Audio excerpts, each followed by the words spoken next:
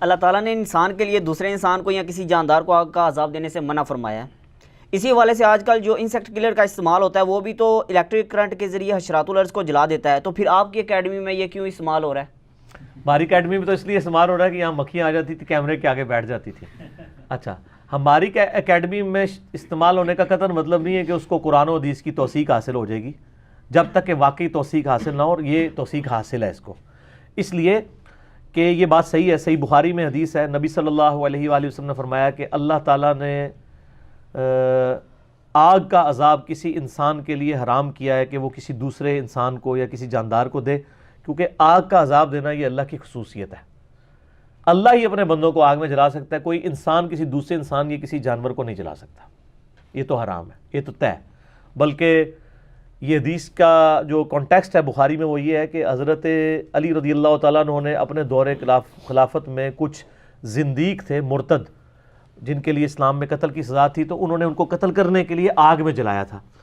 تو حضرت عبداللہ ابن عباس کے پاس جب یہ خبر پہنچی، انہوں نے کہا کاش علی ایسا نہ کرتے، نبی علیہ السلام نے تو منع فرمایا اس چیز سے. تو پھر کسی نے جا کے حضرت علی کو یہ بات بتائی. حضرت علی کے چیز علم میں نہیں تھی یہ. تو حضرت علی نے کہا او افسوس ابن عباس، کاش مجھے پہلے بتا دیتا تو میں ایسا نہ کرتا.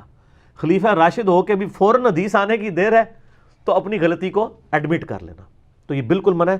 انسیکٹ کلر میں یعنی آگ میں جلانے والا عذاب نہیں ہوتا، اس میں تو ایک الیکٹرک شاک لگتا ہے، اس کے بعد کوئی ہزاروں میں ایک آدھ ہوتی ہے جو بیچاری پھنس جائے تو وہ تھوڑی بہت ہوتی ہے، ادروائز تو زیادہ تر تو شاک سے ہی مر کے گر جاتی ہیں. اس کا بڑا آسان طریقہ ہے کہ آگ کا اینڈ رزلٹ کیا ہوتا ہے؟ راکھ.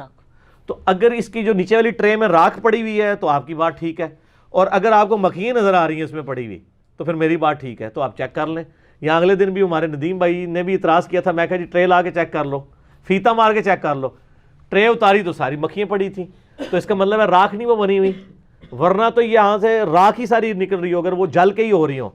الیکٹرک شاک لگتا ہے، کوئی ایک آدھ پھنس جائے اور وہ ہو جائے، اس سے پوری ڈاکٹرائن نہیں زیرو ہو جاتی. اوورآل یہ شاک کے لیے اور یہ جائز ہے. نبی علیہ السلام نے بخاری مسلم میں حدیث ہے، خطرناک سانپوں کو بھی مارنے کا حکم دیا ہے، بچھوؤں کو مارنے کا حکم دیا ہے جو مضر صحت ہوں، انسان کے لیے یعنی ڈینجرس ہوں. اور یہ کہنا کہ اللہ تعالیٰ نے یہ مخلوقات پیدا کیوں کی تھیں اگر ان کو مارنا ہی تھا، تو صرف یہ تو نہیں مر رہی سر، اور زندہ مخلوقات بھی مر رہی ہیں. آپ درختوں کو نہیں مارتے ہیں، درختوں میں بھی زندگی ہے، وہ انسان کی خدمت کے لیے. کتنی بکریاں ذبح ہو رہی ہیں، کتنی مرغیاں ذبح ہو رہی ہیں، وہ اللہ نے انسان کی خدمت کے لیے پیدا کی ہیں. ان کو بھی اللہ تعالیٰ نے بلٹ فار دا کل یہ ہوئے ہیں. ان کو دوسرے جانور بھی تو کھا رہے ہوتے ہیں، ان کا بھی چل رہا ہوتا ہے. جب انسان کے لیے ہارمفل ہوتی ہیں تو انسان کو اجازت ہے کہ صرف اتنی، کبھی کسی حدیث میں نہیں آیا کہ آپ جو ہے وہ فلاں جگہ پہ جا کے تو ادھر جتنے جانور ہیں ان کو آگ لگا دو جو آپ کو افیکٹ کر رہے ہیں. ٹھیک ہے، تو وہ تو ہمارا حق ہے، اس لیے کہ انسان کی زندگی زیادہ اہم ہے. انسان کو اللہ تعالیٰ نے انہی آزمائش کے ساتھ جوڑا ہوا ہے. تو انسیکٹ کلر بھی استعمال کر سکتے ہیں آپ، الیکٹرک بھی کر سکتے ہیں، اسپرے بھی کر سکتے ہیں. آگ میں جلانے والا کوئی کام نہیں ہونا چاہیے، وہ واقعی حرام ہوگا کہ جس میں راکھ بن جائے.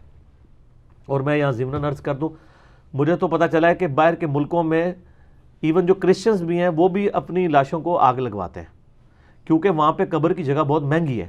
اینڈ پہ وہ ایک پوٹلی سی بنا کے دے دیتے ہیں.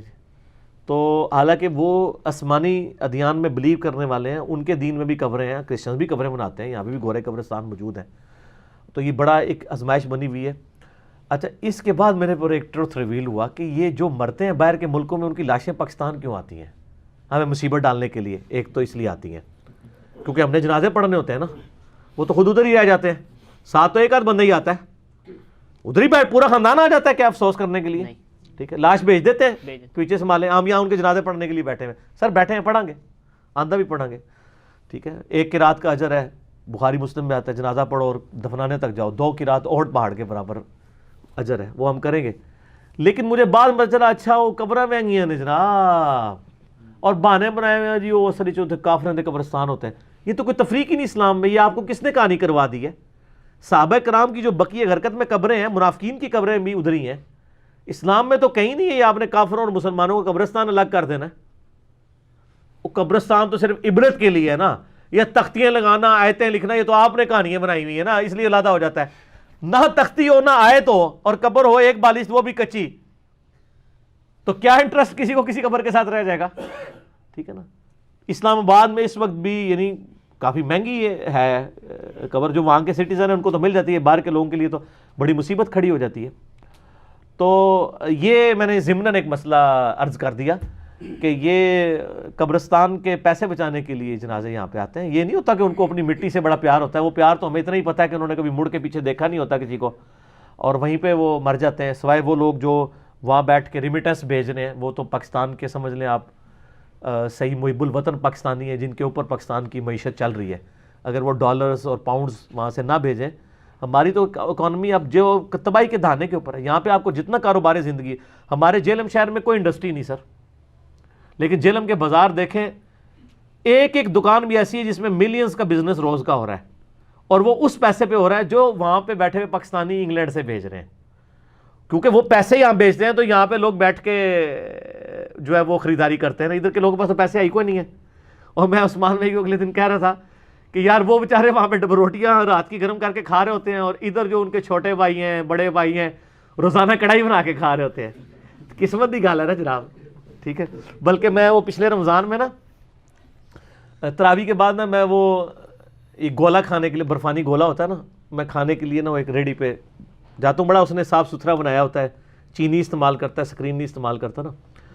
تو ایک دن کیا ہوا کہ ایک شخص, ایک لڑکا گاڑی سے اترا, اس کے ہاتھ میں وہ موبائل تھا جس کو میں چھتر موبائل کہتا ہوں, اسمارٹ فون.